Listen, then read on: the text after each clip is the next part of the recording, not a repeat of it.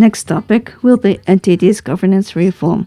Senior Executive Vice President Mr. Shimada and Independent Director Mr. Sakakibara will be joining us on stage, and we will have a dialogue-style presentation format.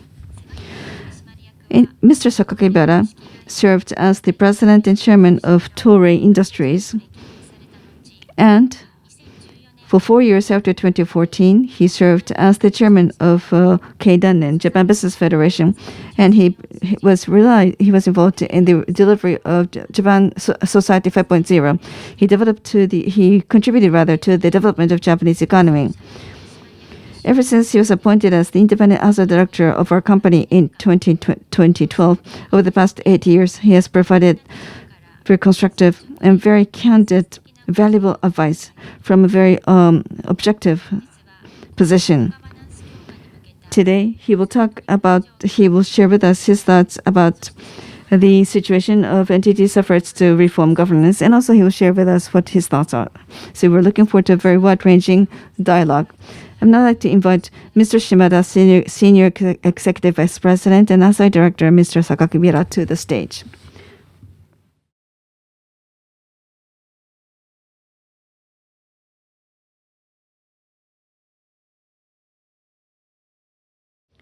Thank you very much.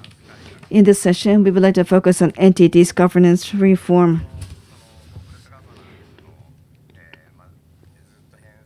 When we take a look at the history of Japanese corporate sector's governance, how has NTT addressed corporate governance along the way? As was mentioned earlier, Mr. Sakakibara has been our independent outside director for quite some time, and we have invited him to the stage as our guest. So without further ado, shall we start our session? So how was the Corporate Governance Code introduced in Japan? In 2012, Abe administration was formed, and as one of the third era of Abenomics, the government was trying to drive private sector investment. And therefore, in 2013, Japan Revitalization Strategy was formed. And 1 year later, in order to further fortify this policy, strengthening of corporate governance was actually positioned as part of Japan's growth strategy. And this was incorporated into Japan Revitalization Strategy.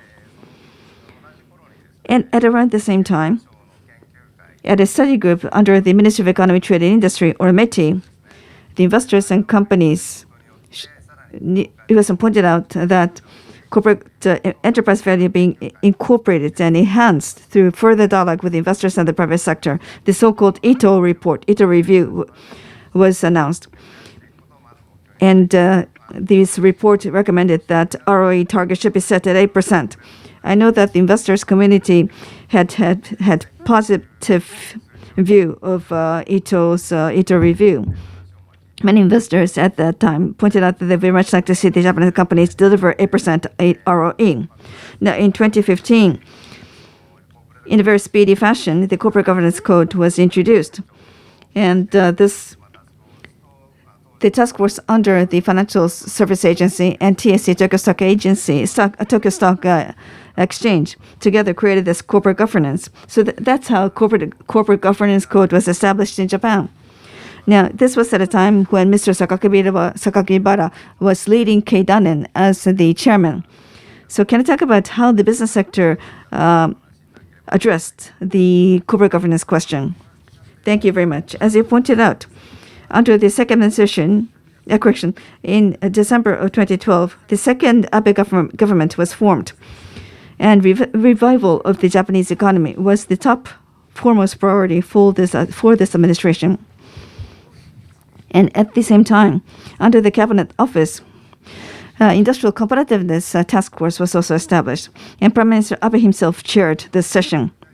And the relevant ministers and also several representatives from the private sector took part. I also took part in the Industrial Competitiveness Council as the representative of the private sector, and we discussed the growth strategy.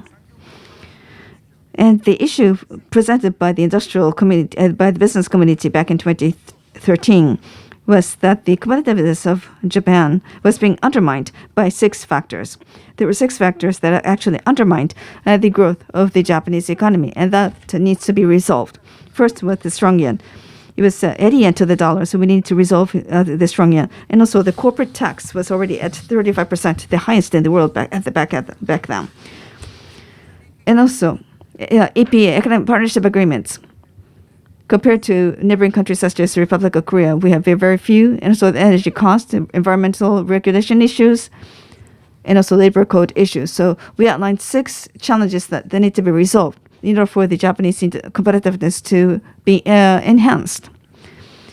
That was the view from the business community in Japan. At the same time, so we wanted to ensure growth by securing competitiveness. At the same time, it was important that we need to be more profitable as business community. And members of the academia pointed out that in the case of companies in Europe and the United States, ROE was around 10 to 15%. But the Japanese companies' average ROE back then was 5%. Why the gap? They analyzed the reason.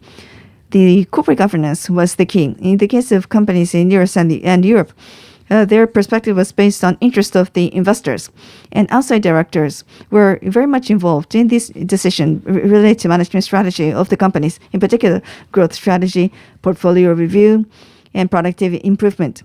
They had very lively debate among the management and the investors, and that led to the company's ability to drive profitability. In order to realize revitalization of the Japanese economy, corporate governance was indispensable. So therefore, one of the outputs of this National Competitiveness Task Force was indeed this corporate governance-related recommendation. As a result, in 2016, the Japan Revital Strategy came out with this new policy. And I was the chairman of Keidan at the time. Corporate governance code literally came into being. So it's not so much the government showed the way. The government and the private sector together created this code. So therefore, the industrial community was very much involved. Unless they pursued this code, they could not secure the growth of the industry. So that's how this code was established. At the time of the corporate governance code, I was responsible for this issue within my company. And within a very relatively short period of time, it was spring that TSC announced this, and already in the summer of this year, it was implemented. So this was unprecedented, very high-speed implementation in Japan. So the members of the Keidanen, how did they react to this? Well, I was the president of Keidanen, and to the member companies, I tried to plead to the importance of the corporate governance reform. As you pointed out, it was very speedy. Within a very short period of time, we had to come up with a concrete plan. So there was a sense of course, many in the business community in Japan were perplexed. And also, back in 2014,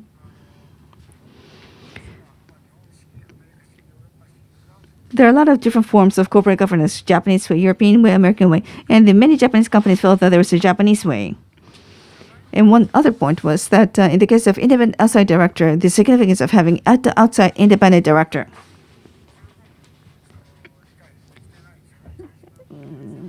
How could independent outside director who was well versed in the management of the company will contribute to the decision related to management policy? Many Japanese executives question the ability of such independent outside directors. That is no longer the case. So therefore, introduction of outside directors initially was not done in a very smooth fashion. However, we had the corporate governance code, and concrete numerical targets were set. So as a result, in a short period of time, introduction of outside directors were implemented.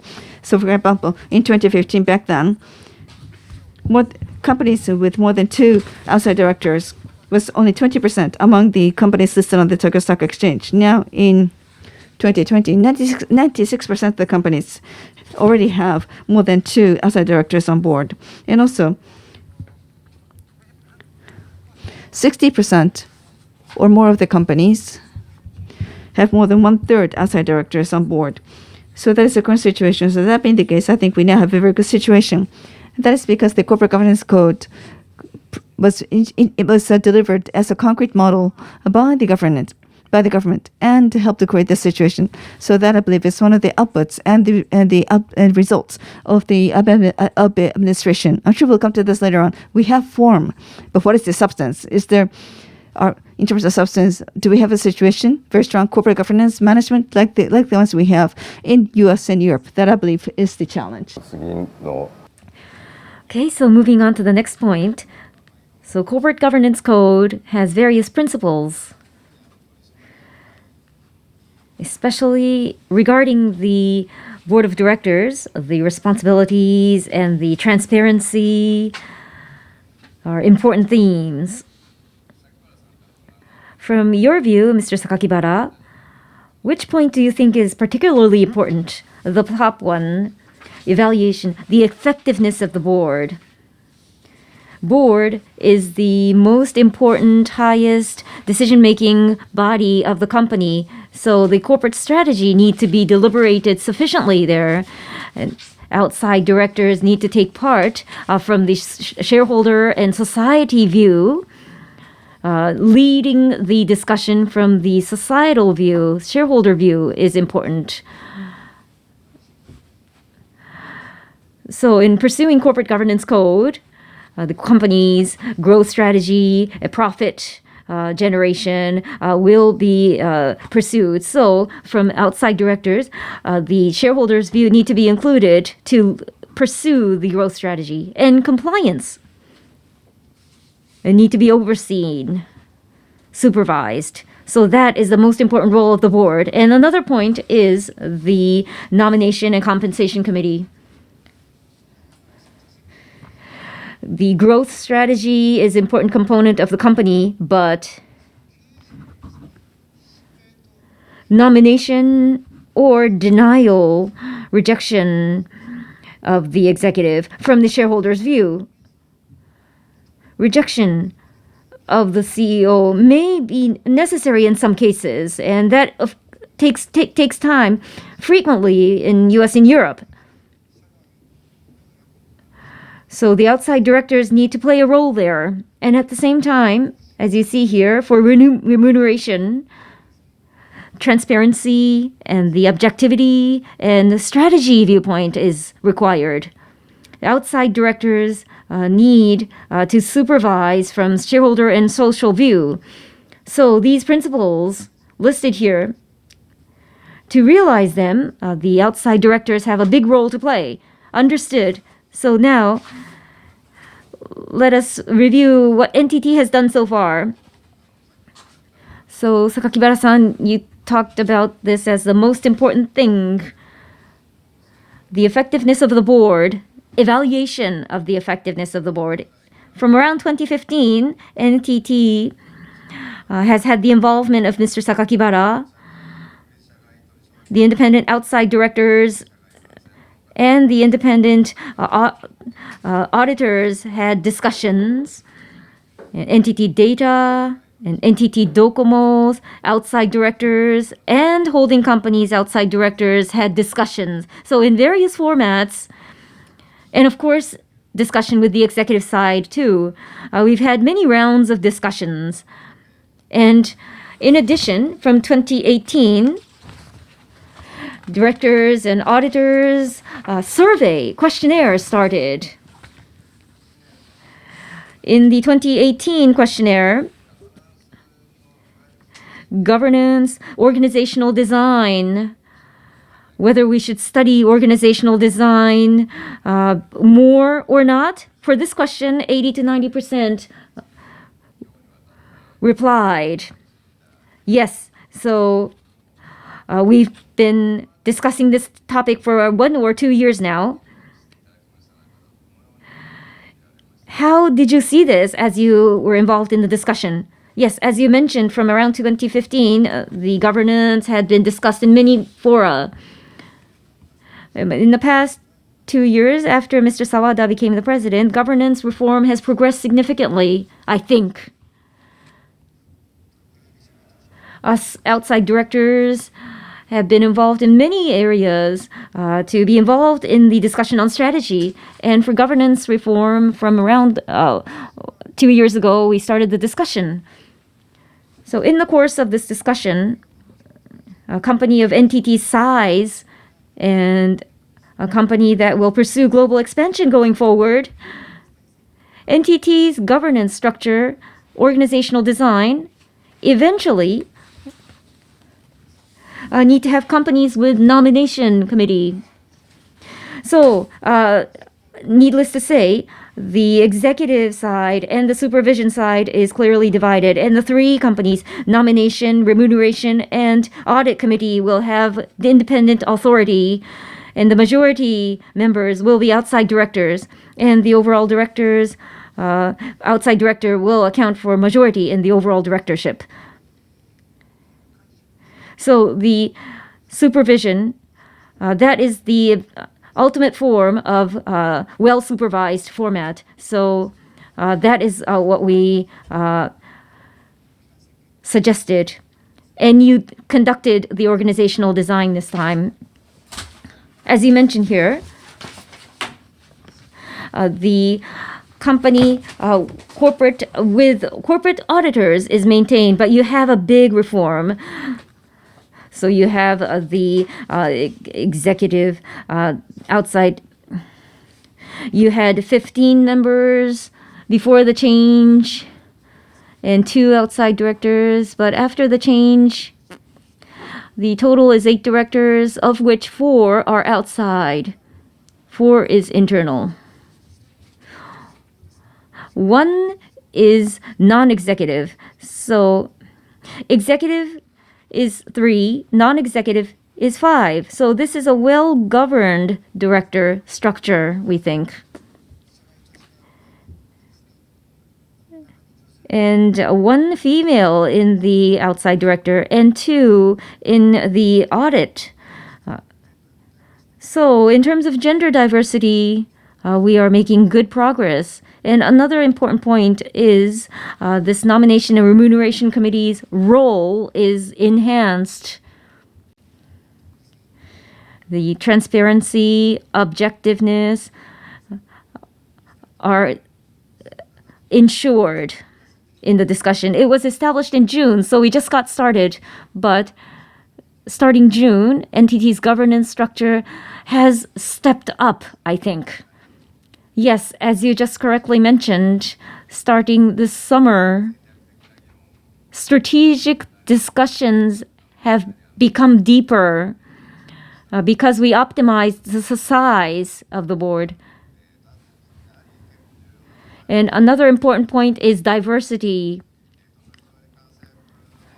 So among the directors and auditors, of the 13, 3 are female. Under NTT law, you have to have the Japanese nationality to be a director. So unfortunately, those with foreign nationality cannot become the director of NTT Holding Company. But instead, we established Global Intermediate Holding Company, and 4 foreign nationals are appointed to capture our global insight and knowledge. What do you think about that? Yes, in this NTT's organizational reform, the directors and auditors, total 3 females are appointed, and I think this is highly significant. Gender diversity is very important in the decision making.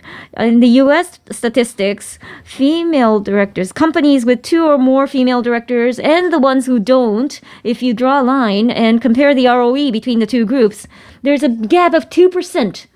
So companies with 2 or more female directors, ROE is 2% higher. So if the female are involved in the executive, the discussion becomes more active.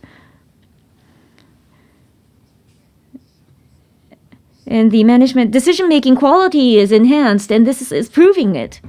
So in the June organizational reform, 3 female executives are coming on board, and I think it's an important step. 本来は外国籍 Originally, foreign nationals should be part of the structure. It would be the best. But as you mentioned, in the case of NTT, foreign nationals cannot take part. But it's an issue for the future. as you're going to pursue global operations further, then it's important that foreign nationals be on the board as an outside independent director. I think that's the structure you should aspire to achieve. So it's an issue for the future. We have two officers as executives as well. So we're trying to enhance that. So let's go on to the next topic then. Mr. Sakakibara, earlier you talked about the appointment and compensation committee, and they have a very critical role to play. In the case of NTT, we have already, in 2005, we already had voluntary appointment and compensation committee.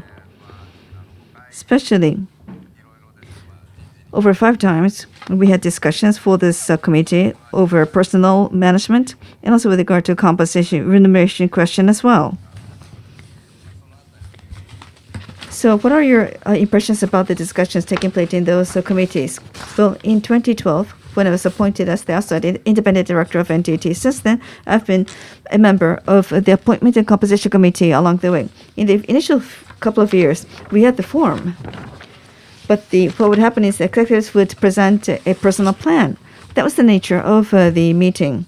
But as I mentioned earlier, under Mr. Sawada, we began to have discussions, more substantive discussions at the appointment and the compensation committee. Appointment and compensation committee plays a very critical role, especially when it comes to appointment. They play a very critical role, and that is the expectation, in particular for the company. Appointment and the CEO, appointment of CEO and president, this is extremely critical. So that has to be determined with the viewpoint of the investors in mind. So decision of CEO, that should be fully deliberate at the appointment and compensation committee.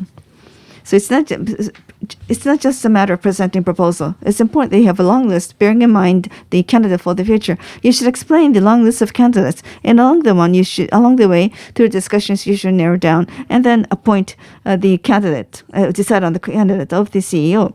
That's the process which we proposed, and I think that was the process which you actually took into consideration.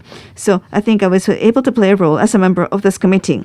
With regard to executive officers, in the case of selection of executive officers, as is pointed out here, clarification of expected missions and specifications needs to be done. It's important that we have a selection of diverse candidates. It's important that we select members from diverse candidates.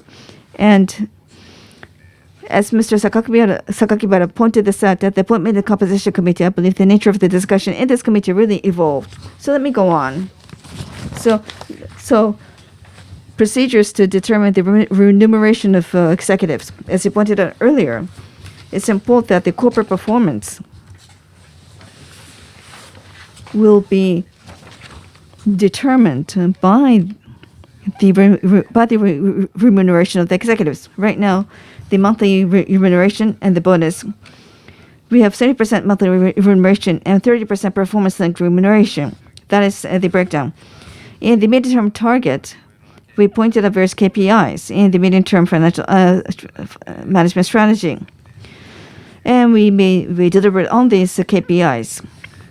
In terms of the KPIs which were set, what are your thoughts? If you could share that with us, Mr. Sakakibara. Well, fixed remuneration, monthly remuneration, and performance-linked remuneration bonus, you categorized into 2. That represents a major progress. And also when setting performance-linked remuneration, you clarified KPI. That was very important.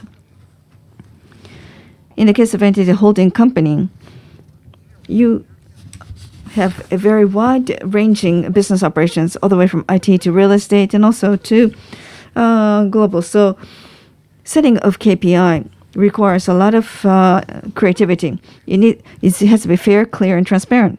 Also, the KPI should be very productive. And that's how you should determine the KPI to be adopted. And that needs to be presented to the investors as well. That's how you will be able to ensure transparency. So that's the management style which we would like to see. Well, right now, in the case of stock remuneration, this is an ongoing discussion. And I do hope that we'll be able to take a look at the various global companies and also take a look at the blue chip Japanese companies, use them as a reference, and deepen our discussion on this point. That is what we want to achieve. I'm afraid we are running out of time, so let us now take a question from the audience. 一言はい、はい、Could I just say one last word? NTT and others, the corporate governance reform has progressed significantly. But this is not the final form. The form, the shape is in place. More than 94% of companies have 2 or more outside, and 1/3 significant majority. But the operation that allows the proper function of outside directors, some are doing, others are only having the shape, the form, but not substantially, not in substance.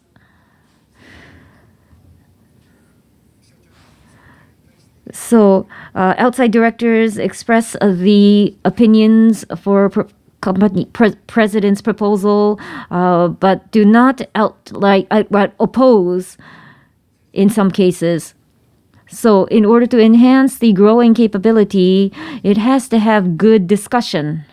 So the outside director needs to be involved from the shareholder and society's view to allow for high quality strategy. COVID-19 has not settled, but in post-COVID era, what will the world be like and what will be the management challenges? The post-COVID will be a completely different world. So how should the management strategy be pursued?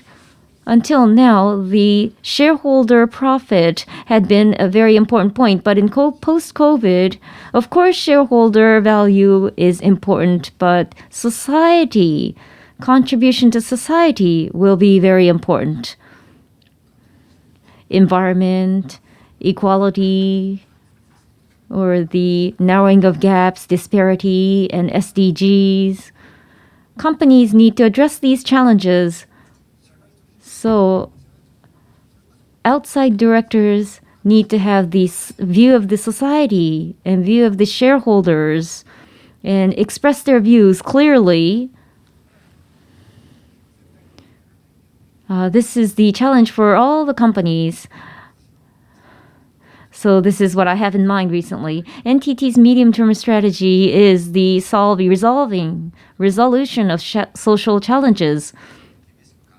So I hope you could look at us rigorously so that we can work harder. So we will now take questions. Mr. Shimada, Mr. Sakakibara, thank you very much for engaging in this dialogue.